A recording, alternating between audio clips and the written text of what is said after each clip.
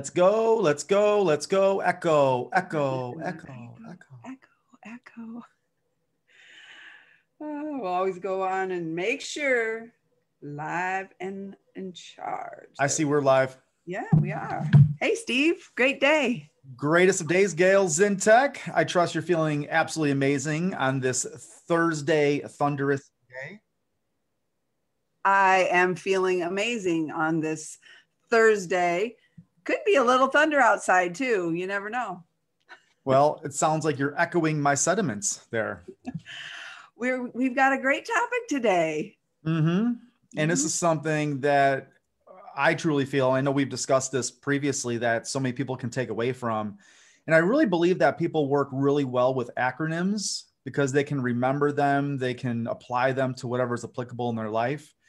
And I remember this very vividly. I was standing in my front lawn and it was last year. I couldn't recall the date. You probably might know the date, but I was in my front lawn and we were just talking about what we put out in the world is a reflection of us. Mhm. And so I had thought of like it's an echo. And almost immediately we had come up collectively with an acronym for what echo means. What you put out into the world is what you're going to get in return. And I don't know if you remember that day as well as I do. You probably know the exact day. I remember the weather. I remember, you remember where you were sitting at, right? I do. Because I was on my daily walk around the lake. It's a 4 mile walk, and there's a certain period or place where I lose reception. I don't have reception. So I was kind of coming up to that place and we were having this conversation. So I was at the crossroads. I was at crossroads of Edgewood and Coon Hollow Drive. And I sat on the electrical box. I put my feet up and we just had a conversation and came up with this acronym of ECHO. And it's really quite powerful. It's been with me for the last year.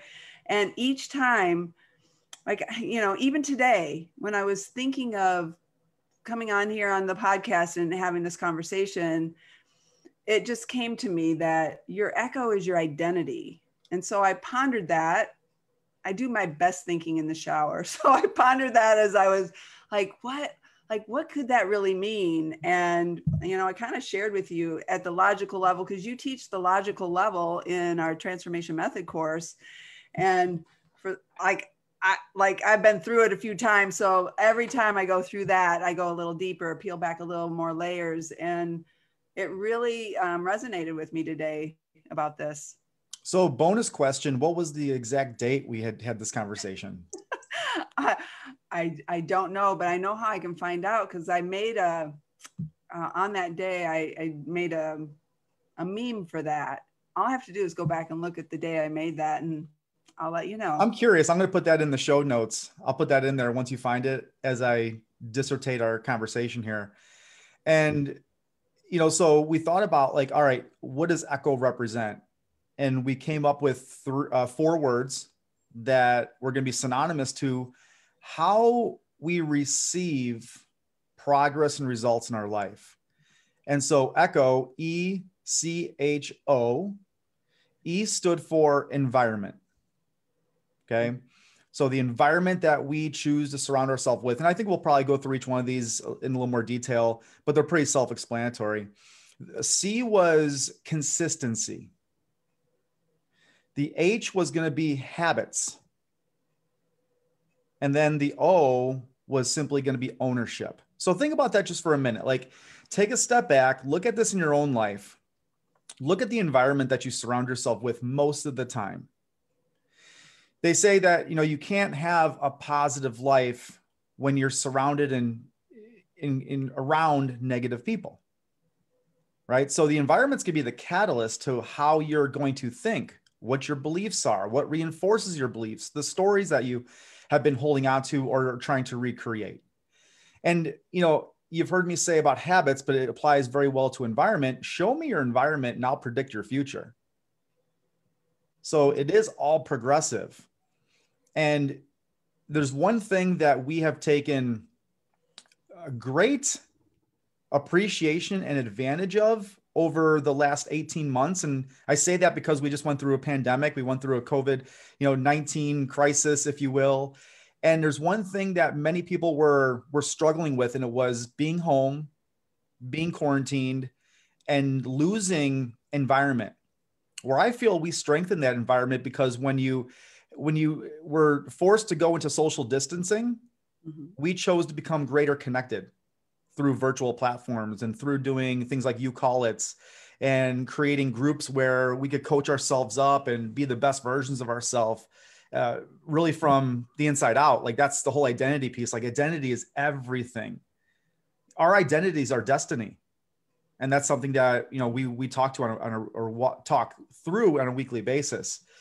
So environment, how has environment played a role in your last 18 months, Gail? Well, I spent a lot of time by myself. You asked one time, who are the top 5 people that you spend the most time with? And I remembered I said, my husband, because man, we're here. He's my environment. There was you, because we had connected and we were on Zooms and we were spending time together.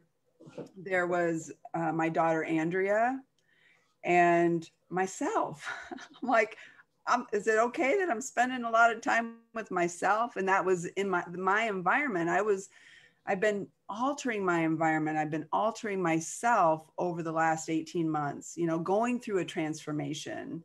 And so I'm me, myself. I was my environment, and I felt protected in my environment, Steve.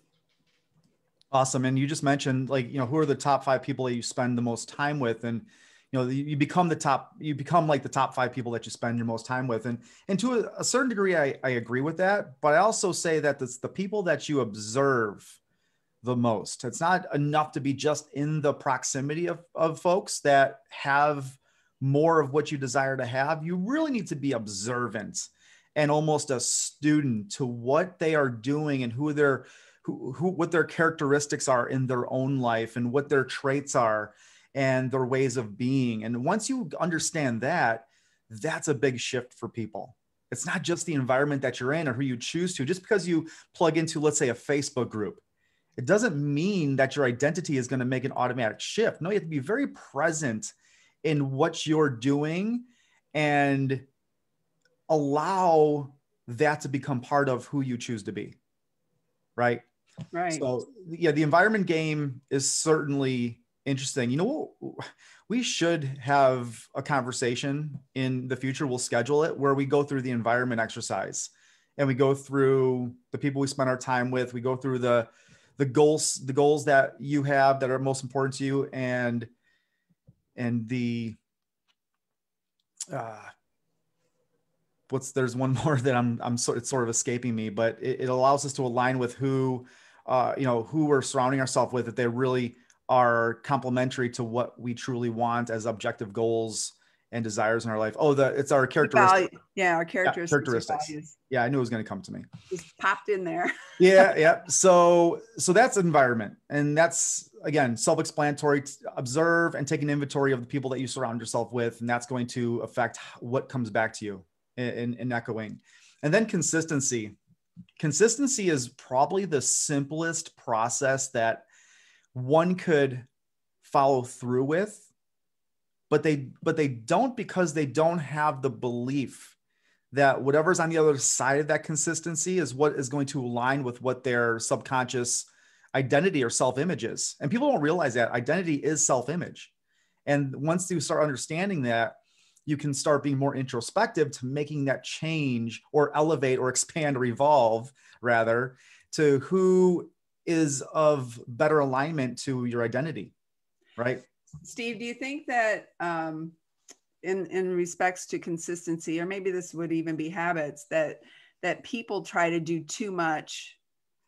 They have their ideals are like, well, I'm gonna start and I'm gonna do this, and this, and then how can you be consistent in things that you overwhelm yourself with? Well, that's nobody's fault, if you will say that, because we've been beat over the head with that.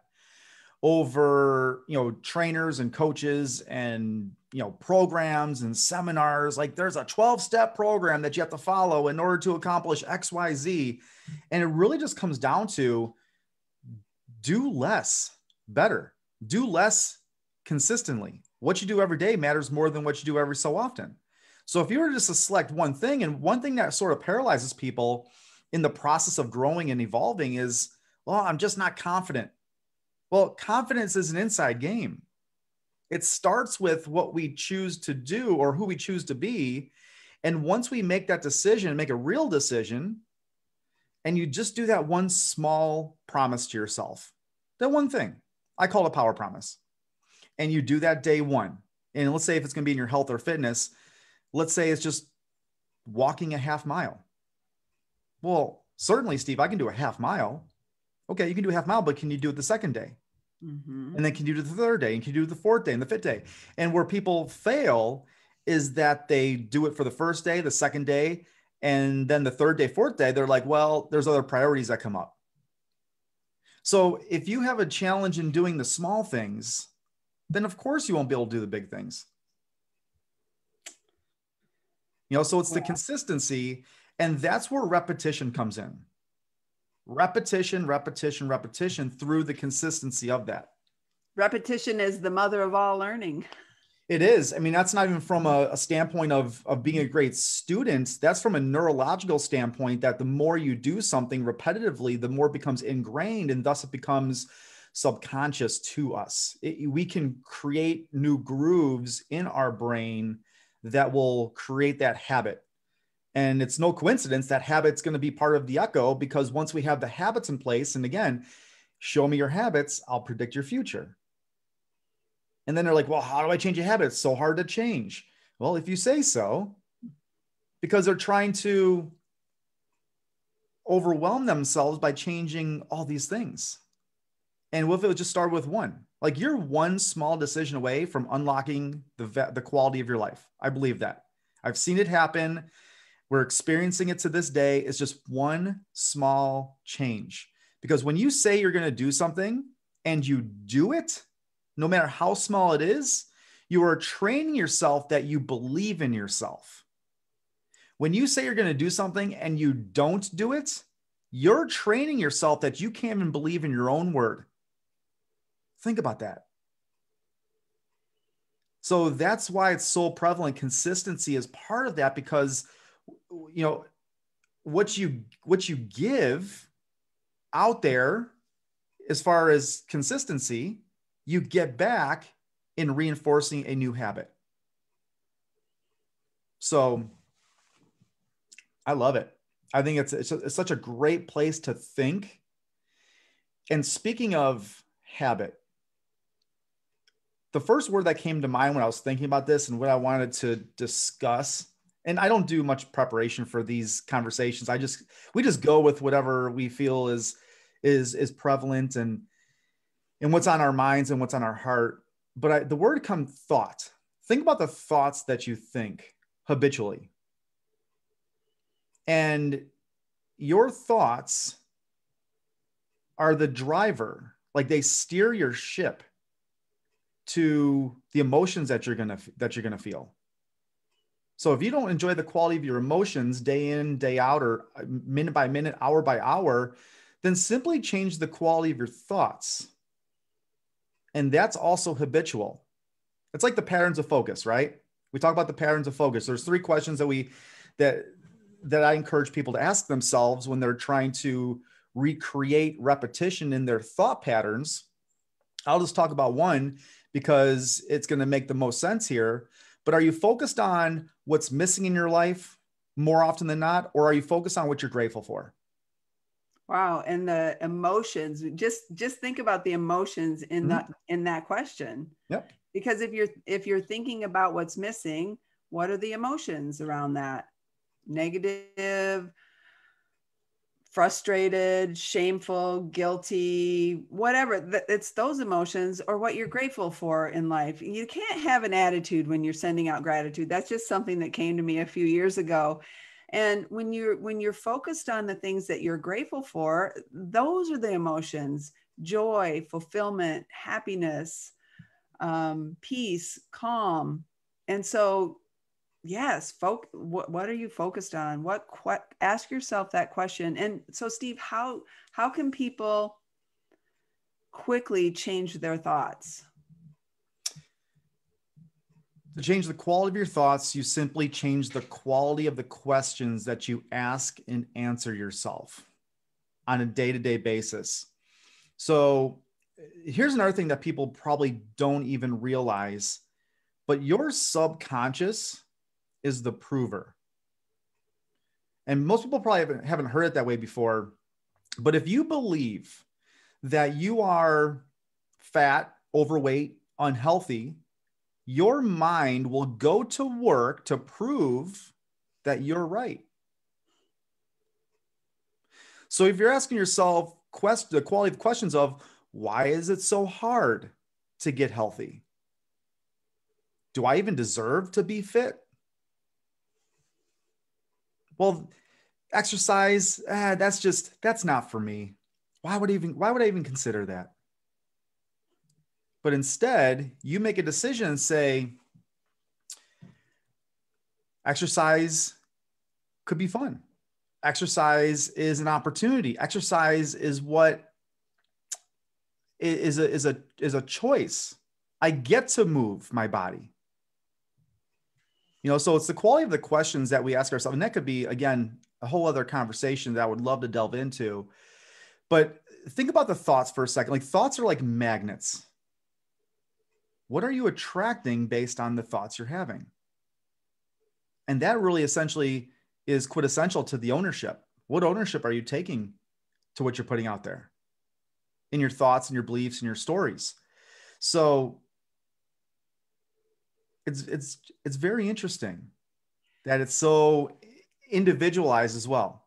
Well, and I always remember how you told us, you have to scratch the record. You just have to just once you catch yourself in a thought that's not serving you, it's not bringing up the emotion that you desire to have in that moment, just scratch the record. We have the ability to stop a thought and move our focus to something else.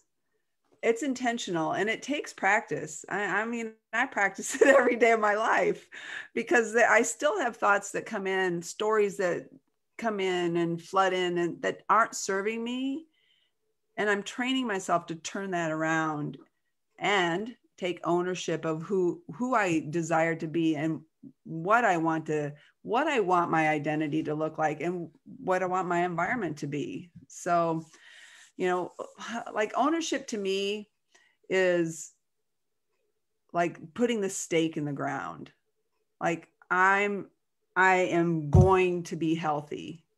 I am healthy. I am healthy. Yeah. Not I'm going to be. It's like, yeah. I am healthy. And now I've made the decision on who I want to become, right? So now I can go back and look at what are the things I need to do to have the life that I really, truly want to live. And I'm owning that. I am owning healthy, fit, and fulfilled, happy, peaceful, joyful, calm, abundant, inspired. I'm owning that, Steve. Yeah, and I hope other people will learn and choose to own the things that serve them. Look at, who do you want to be? Decide today, who do you want to become? And then you be it. And here's a question that when you're listening to this, take an honest reflection, take an inventory of the thoughts that you are putting out there. Are you a scarcity thinker or are you an abundance thinker? Because whatever you're thinking, it's creating a space in your mind to fill that up with what you feel to be true about yourself. And that's one of the most powerful forces in the world, right? It's to be consistent and congruent with the thoughts, the beliefs, the concepts, and the ideals of what you hold to be true about yourself. So again, if you feel like you're even a taken advantage of person, you find that to be true in your life, then your mind again will go to find the evidence to prove that to be true. So echo, it's simply what you sow is what you reap. What you see in others, how you observe other people is a reflection of how you see yourself as well. True story. Right? Mm-hmm. So this is an ongoing learning, by the way. This is something we're always constantly reflecting on and having introspection with is what are we putting out there? And when the circumstances of our life aren't in alignment with what we choose to have, it's not about the doing. Don't do more things. Step back to your point and decide who you need to be to attract the things that you desire to have. So echo. So we don't really have a question because Steve and I we said, man, this is going to take 22 minutes just to talk about echo. So if you do have questions in regards to environment, ownership, habits, consistency, and all the things that we, shared with you today, based on what we're going through and what our beliefs are, please post them in the comments here, or on YouTube if you're watching the replay. Welcome to the replay. Welcome to the replay. Let me give you a question. I know we have like probably 90 seconds here. A question that probably is asked more often once we start talking about identity and subconscious beliefs and self-image is, well, if my identity and my beliefs are subconscious, you can't see them, can't feel them, then how do I know what my identity is? How do I know what that means? What's my identity? And James Allen had written a book back in the 1980s, maybe it was like 1880s. And it's called As a Man Thinketh. And he has a phrase in there, and he has a statement, and he says, mind is the master power that molds and makes. Man is mind that and evermore he takes. He comes in secret, and it comes to pass that his environment is just his looking glass. Wow. Powerful. So meaning, if you want to know what your identity is or the beliefs that you hold true to be about yourself, take a look at your environment. Take a look in the mirror. Take a look at your relationships. Go to your Chase Bank and type in your password. Look at your bank account. Your environment is a direct reflection of what you hold to be true about yourself, and what you put out is a reflection of what you get back. So that's a common question when we talk about identity. Well, if identity is unconscious and it's automatic, how do I know what my identity is? And then when we talk about logical level, go back to the top of the pyramid and you'll see that your environment is a direct reflection of the behaviors that you had taken, which are a direct reflection of the skills that you have chosen and willed yourself to employ, and et cetera, et cetera. So we are sitting at that time where I bid you adieu, unfortunately. It is that time, and we hope you enjoyed this episode of A Party at the Summit podcast. Always a blast. Always a blast. Echo. What do you got? What do you have going on today, Gail? Today, you know what? I think I might go in town and pick up my granddaughter because I can. Kendall's with her mom at work, and that was offered out to me. And I said, you know what? I could use a Kendall hug today. How about you, Steve? What do you got on your agenda? We are taking the kids to the Arlington racetrack. We're going to watch some horse riding, some races. Nice. Yeah, so it should be a really entertaining time. Is that close to your house? Close by? Is it a drive? It's about a 45-minute drive, maybe an hour. Cool. I hope you have good weather. Great. Wait. Excuse me. Time out. I hope you have great weather. Or it's inclement, it's cloudy, it might rain, but a rainy day is no match for a sunny disposition. That's right. So on that note, let's go out and spread some sunshine to other people. And echo. All right. Make it a day worth repeating, everyone. We're Let's out. go.